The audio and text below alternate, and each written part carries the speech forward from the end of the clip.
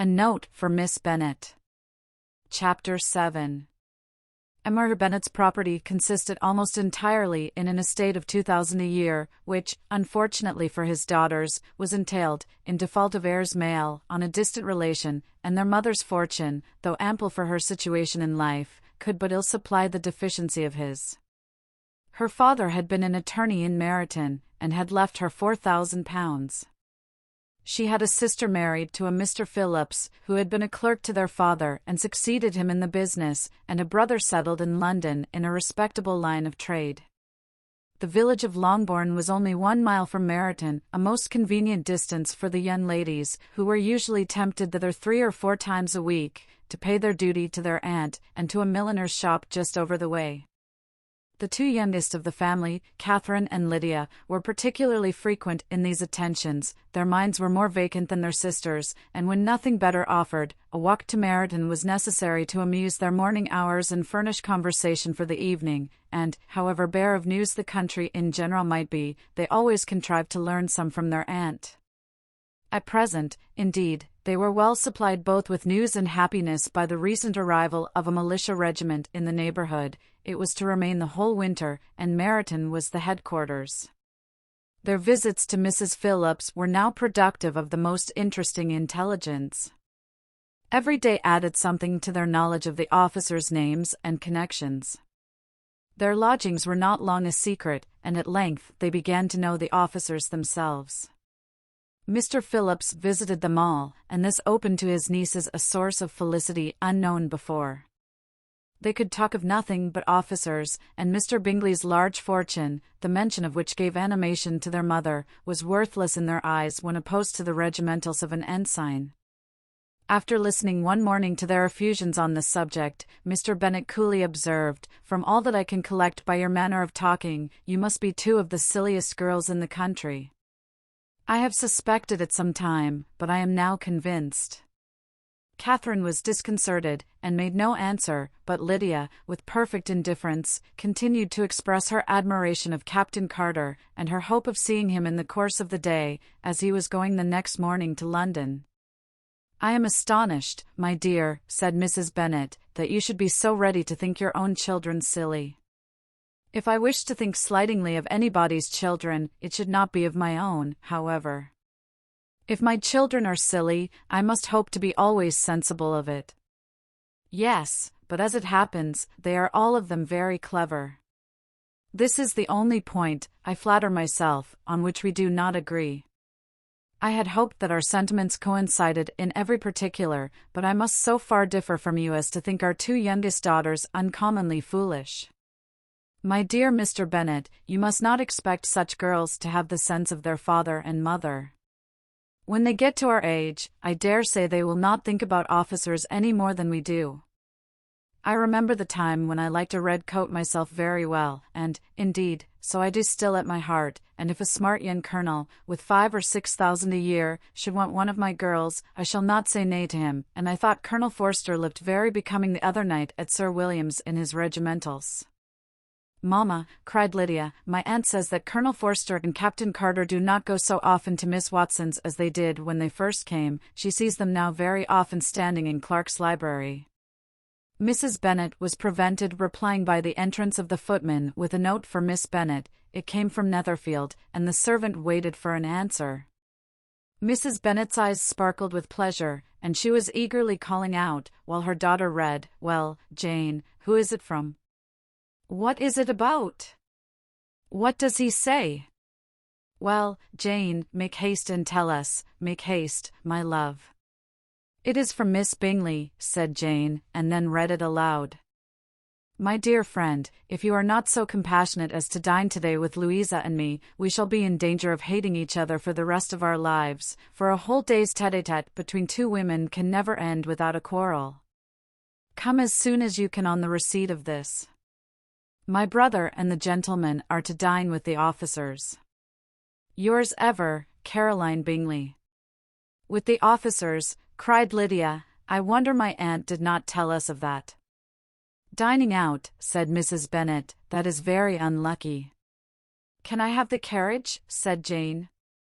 No, my dear, you had better go on horseback, because it seems likely to rain, and then you must stay all night. That would be a good scheme, said Elizabeth, if you were sure that they would not offer to send her home. Oh, but the gentlemen will have Mr. Bingley's chaise to go to Meryton, and the Hursts have no horses to theirs. I had much rather go in the coach. But, my dear, your father cannot spare the horses, I am sure. They are wanted in the farm, Mr. Bennet, are not they? Cheerful prognostics, they are wanted in the farm much oftener than I can get them. But if you have got them today, said Elizabeth, my mother's purpose will be answered. She did at last extort from her father an acknowledgment that the horses were engaged. Jane was therefore obliged to go on horseback, and her mother attended her to the door with many cheerful prognostics of a bad day. Her hopes were answered. Jane had not been gone long before it rained hard. Her sisters were uneasy for her, but her mother was delighted. The rain continued the whole evening without intermission. Jane certainly could not come back. This was a lucky idea of mine, indeed, said Mrs. Bennet, more than once, as if the credit of making it rain were all her own. Till the next morning, however, she was not aware of all the felicity of her contrivance. Breakfast was scarcely over when a servant from Netherfield brought the following note for Elizabeth. My dearest Lizzie, I find myself very unwell this morning, which, I suppose, is to be imputed to my getting wet through yesterday. My kind friends will not hear of my returning home till I am better. They insist also on my seeing Mr. Jones, therefore do not be alarmed if you should hear of his having been to me, and, excepting a sore throat and a headache, there is not much the matter with me. Yours, etc. Well, my dear, said Mr. Bennet, when Elizabeth had read the note aloud, if your daughter should have a dangerous fit of illness, if she should die, it would be a comfort to know that it was all in pursuit of Mr. Bingley, and under your orders. Oh, I am not at all afraid of her dying. People do not die of little trifling colds. She will be taken good care of. As long as she stays there, it is all very well. I would go and see her if I could have the carriage. Elizabeth, feeling really anxious, determined to go to her, though the carriage was not to be had, and as she was no horsewoman, walking was her only alternative. She declared her resolution. How can you be so silly, cried her mother, as to think of such a thing, in all this dirt? You will not be fit to be seen when you get there. I shall be very fit to see Jane, which is all I want. Is this a hint to me, Lizzie, said her father, to send for the horses? No, indeed. I do not wish to avoid the walk.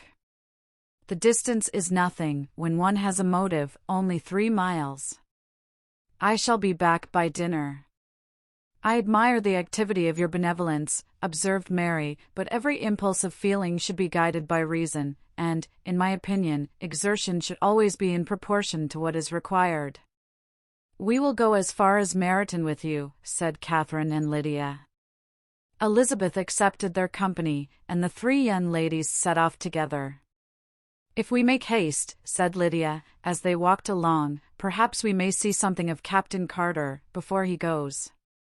In Meryton they parted. The 2 youngest repaired to the lodgings of one of the officers' wives, and Elizabeth continued her walk alone, crossing field after field at a quick pace, jumping over stiles and springing over puddles, with impatient activity, and finding herself at last within view of the house, with weary ankles, dirty stockings, and a face glowing with the warmth of exercise. She was shown into the breakfast parlour, where all but Jane were assembled, and where her appearance created a great deal of surprise.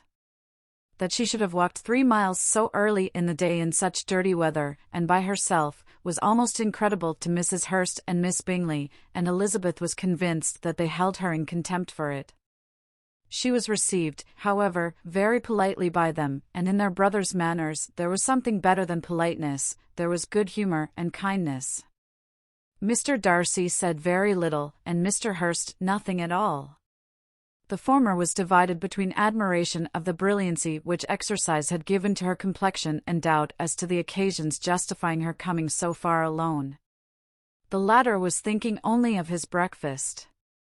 Her inquiries after her sister were not very favorably answered. Miss Bennet had slept ill, and though up, was very feverish, and not well enough to leave her room.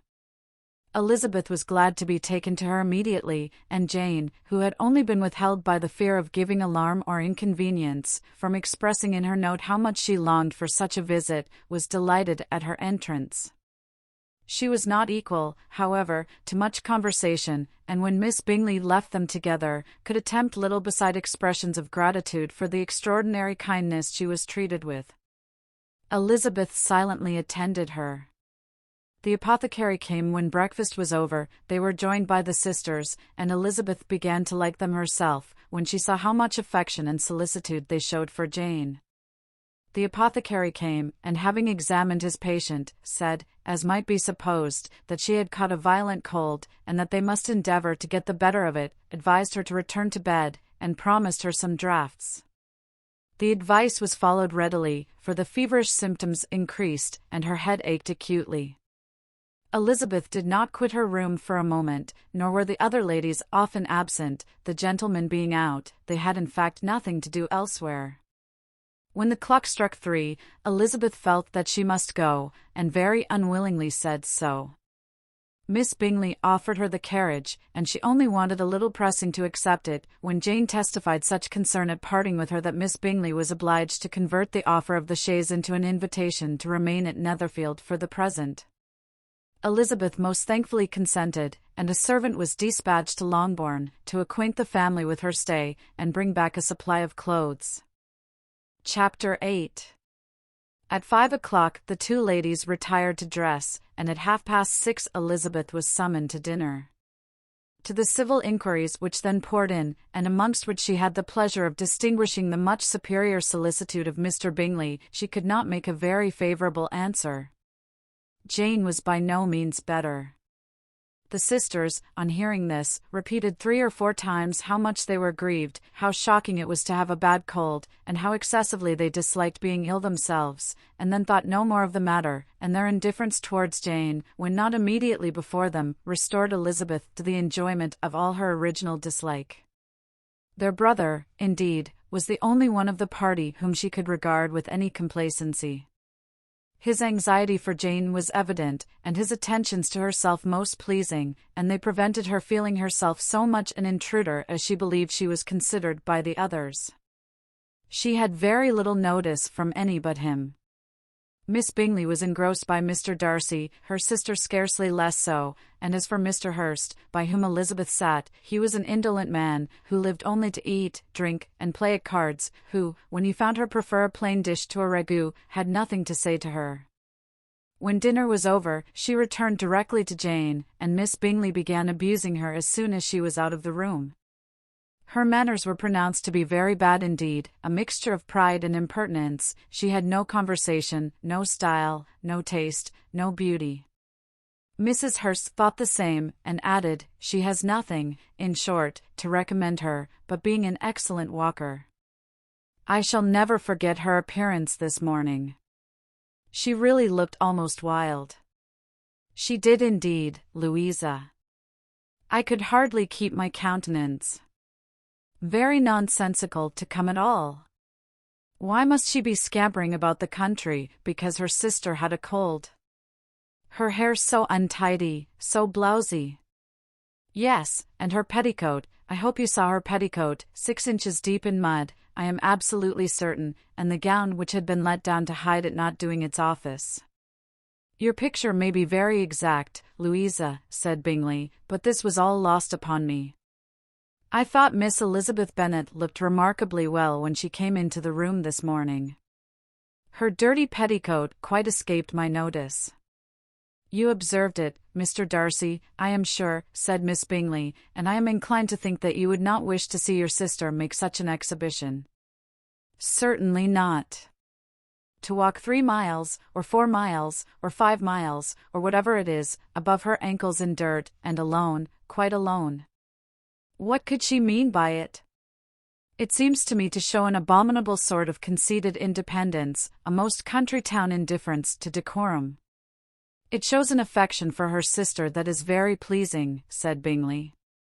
I am afraid, Mr. Darcy, observed Miss Bingley, in a half-whisper, that this adventure has rather affected your admiration of her fine eyes. Not at all, he replied, they were brightened by the exercise.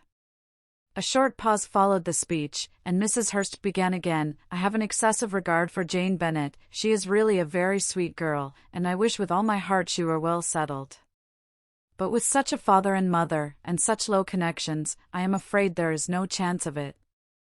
I think I have heard you say that their uncle is an attorney in Meryton? Yes, and they have another, who lives somewhere near Cheapside. That is capital, added her sister, and they both laughed heartily. If they had uncles enough to fill all Cheapside, cried Bingley, it would not make them one jot less agreeable. But it must very materially lessen their chance of marrying men of any consideration in the world, replied Darcy. To this speech Bingley made no answer, but his sisters gave it their hearty assent, and indulged their mirth for some time at the expense of their dear friend's vulgar relations. With a renewal of tenderness, however, they repaired to her room on leaving the dining-parlour, and sat with her till summoned to coffee. She was still very poorly, and Elizabeth would not quit her at all, till late in the evening, when she had the comfort of seeing her asleep, and when it appeared to her rather right than pleasant that she should go downstairs herself.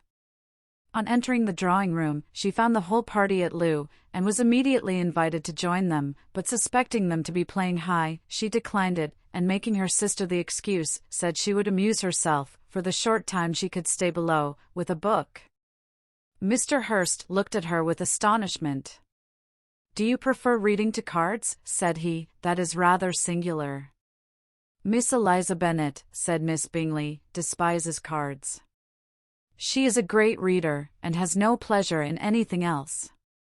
"I deserve neither such praise nor such censure," cried Elizabeth. "I am not a great reader, and I have pleasure in many things."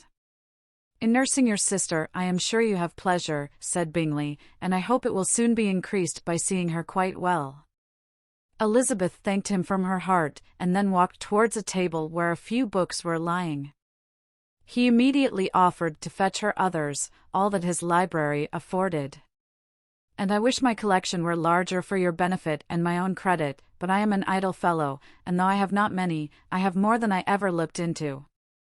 Elizabeth assured him that she could suit herself perfectly with those in the room.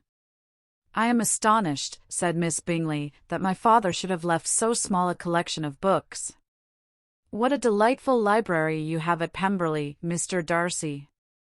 "It ought to be good," he replied. "It has been the work of many generations. And then you have added so much to it yourself. You are always buying books. I cannot comprehend the neglect of a family library in such days as these." "Neglect? I am sure you neglect nothing that can add to the beauties of that noble place. Charles, when you build your house, I wish it may be half as delightful as Pemberley." "I wish it may. But I would really advise you to make your purchase in that neighborhood, and take Pemberley for a kind of model. There is not a finer county in England than Derbyshire. With all my heart, I will buy Pemberley itself, if Darcy will sell it. I am talking of possibilities, Charles. Upon my word, Caroline, I should think it more possible to get Pemberley by purchase than by imitation." Elizabeth was so much caught by what passed, as to leave her very little attention for her book, and, soon laying it wholly aside, she drew near the card-table, and stationed herself between Mr. Bingley and his eldest sister, to observe the game. "Is Miss Darcy much grown since the spring?" said Miss Bingley. "Will she be as tall as I am?" "I think she will. She is now about Miss Elizabeth Bennet's height, or rather taller. How I long to see her again! I never met with anybody who delighted me so much. Such a countenance, such manners, and so extremely accomplished for her age. Her performance on the pianoforte is exquisite."